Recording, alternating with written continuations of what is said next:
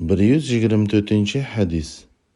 Peygamberimiz sallallahu aleyhi ve sellem mundaq degan: "Men yu'minu billahi ve yevmil ahir felyuhsin ila jarihi."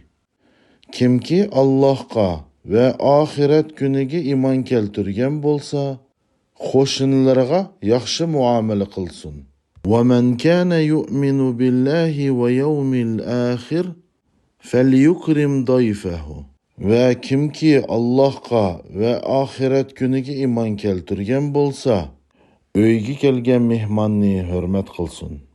Ve men kana yu'minu billahi ve yevmil ahir felyekul hayra ev liyeskut.